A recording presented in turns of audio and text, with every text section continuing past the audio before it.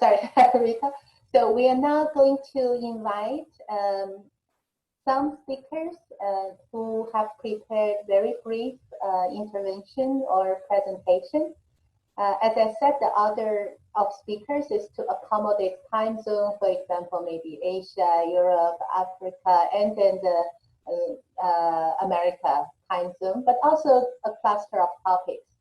Since this report is about sustainable development pathways, I would like to first invite Dr. Hebatallah Adam. She is Assistant Professor of Economics at Jindal School of International Affairs and Executive Director of Jindal Center for the Global South in India. She has more than 16 years of academic teaching experience in Egypt at Ain Shams University. So her contribution will be focusing on the role of climate change in sustainable development. Dr. Hebatallah Adam, the floor is yours. Yes, I am here. I'm going to share. Thank you for your invitation. I will start sharing my presentation from here. I hope it could work.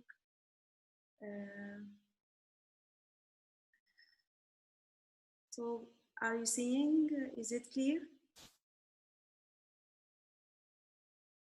We only see a white background. Okay.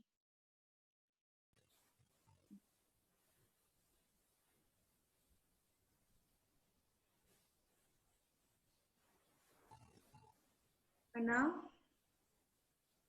Yes, we can see. Thank you. Okay, so hello everyone. I would like to thank for you to invite me today. So I will not take lots of time. I will follow my 5 minutes. So I will start my talk about climate change and sustainable development, or role of climate change in sustainable development.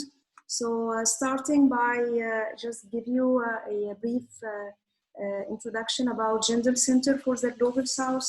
So it is affiliated to the School of International Affairs in OP Jindal Global University in Haryana state in India. So we are a research center conducting policy-oriented research, dialogue and training into the social, economic and political issues across countries of the Global South. So speaking about our point today is about climate change as a global threat. So the climate change is a real challenge for sustainable development. It is more than just one goal of the 2030 global agenda for sustainable development. So we are believing that it is a threat multiplier with potential to worsen some of humanity's greatest challenges, including health, poverty, and hunger. So speaking about Global South, so we see that poor and developing countries are among those most adversely affected by climate change. They are specifically suffering from rise in hunger because disasters linked to climate change, persistence of extreme poverty in sub-Saharan Africa and Southern Asia, increasing malaria, gaps in education, lack of access to sanitation services. So because of all these reasons, climate change has the potential to reverse significant development gains made in these countries. So explaining our view on how to climate change and SDGs can be reached from a southern view. So giving what I was explaining about the developing countries, and they are most impacted by climate change, and they are the least able to afford its consequences. So as you are seeing in this slide, we are representing a strategy of 4 pillars to deal with climate change from a southern perspective. So we are having at first market efficiency, then mitigation investment, in third international cooperation, and feminist climate action. So I will start by The market efficiency, so the first one is to try to increase market efficiency by increasing renewable energy production and efficiency in material consumption, enabling efficient market conditions where prices include societal cost of greenhouse gases emissions and other environmental externalities. So investments in higher efficiency in energy and material use and investment in carbon neutral options are appropriately rewarded. In the second point, there is increasing mitigation investment. So, or the second pillar, we are suggesting to increasing mitigation investments, and here we are having two main points, starting by increasing clean energy investment, and here to increase investments in efficiency improvements and energy decarbonization. These investments will make system transition to zero carbon energy easier and minimize potential trade-off vis-a-vis SDGs. And secondly is to move toward innovative climate finance.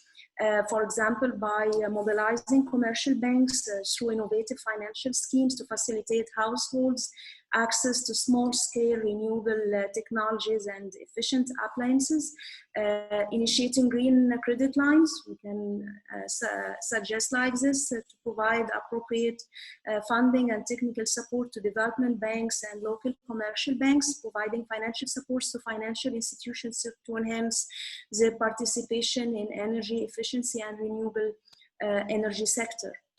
So we can go and suggest lots of more strategies here in innovative climate finance, but we are just limited to these 3 points. So in the third pillar is international cooperation. And just wanted to say that 4 minutes are up. Thanks. Oh, I am finalizing now. Okay. So in international cooperation, we are seeking to enhance domestic capacities and access to finance and technology for developing countries. So we are suggesting 2 things. First, a call for a global action that will gather international community, United Nations, emerging and most importantly, emerging Southern powers and developing country institutions. They can all play an important role in promoting, coordinating, facilitating Southern climate cooperation. And secondly is South-South cooperation. So through the exchange of knowledge, experiences, capacity building between developing countries or global Southern countries. And we finalize our suggestion by a feminist climate action, because in developing countries, women, girls, they are the most affected by the negative impacts of climate change. So, while they are the most vulnerable, at the same time, they are the most powerful agents of change to advance actions to climate change. That's why we are suggesting this gender responsive climate action, like first one, to advance health rights and empowering women, supporting women leadership and decision making in all aspects of climate change, ensuring that climate-related planning, policy making and financing address the particular needs and challenges of women, and finally supporting women and women employment and business opportunities for women, especially in the renewable energy sector. I will finalize my talk here. Thank you for your attention, and I hope to receive questions from your part in the discussion section. Thank you all. Thank you very much, Dr. Hebatallah.